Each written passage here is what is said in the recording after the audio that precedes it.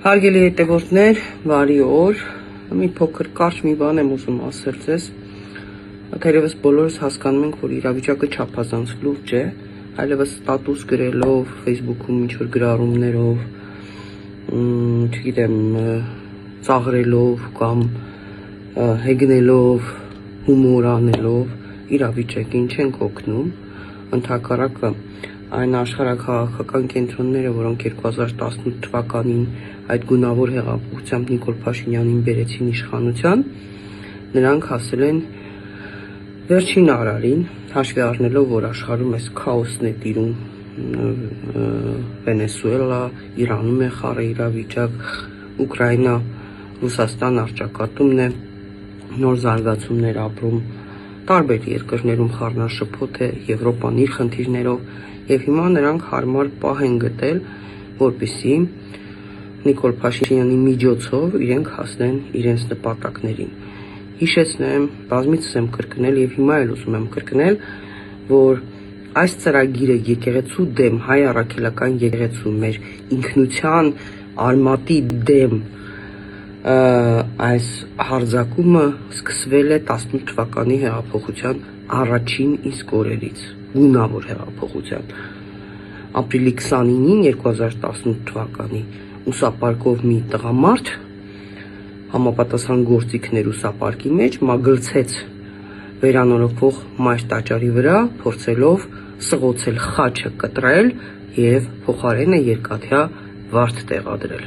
Բարեբախտաբար դա նրան չհաջողվեց, դրանից հետո հիշեցնեմ հարձակումները Վեհափար Հայրապետի վրա, ճանապարհ փակել, տարբեր հարձակումներ, հերյուրանքներ տարածել, մի խոսքով տարբեր հոգեորականների նկատմամբ հարձակումներ գործել եւ սոցիալական ցանցերով եւ իրենց մեդիաներով, այդ չարաբաստիկ Նոր Հայաստան, Նոր Հայրապետ շարժումը, որի ներկայացուցիչները, այդ կարգալույծ սատանաները հիմա մասնակցում են Նիկոլ Փաշինյանի հետ տարբեր միջոցառումների, ինչևէ իրավիճակը չափազանց լուրջ է։ Եվ այո, մենք չենք կարող Վեհափար Հայրապետից եւ եկեղեցուց ինչ-որ բան պահանջել, վստահ եմ իրենք ավելի լավ գիտեն, թե ինչ պետք է անել, առավել եւս, որ պատմության ընթացքում բազմաթիվ են եղել դեպքերը, երբ արտաքին ուժերը փորձել են նույն ձևով հարցերը լուծել եկեղեցու հետ եւ նրանց չի հաջողվել։ Բայց ինչ սպասում ունենք առնվազն, որպեսզի կարգալույծ արվեն եւ մերժվեն այն այլևս նախկին հոգեվորականները, որոնք սատանայական գործարքի մեջ են մտել Նիկոլ Փաշինյանի հետ։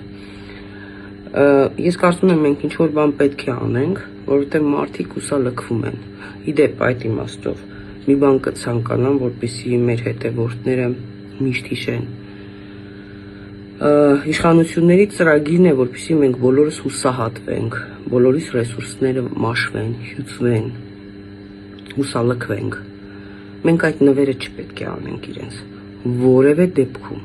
Մենք պետք է ճիշտ գործենք, գիտակցելով ինչի համար է, ինչ է եկեղեցին, ինչ է պետությունը։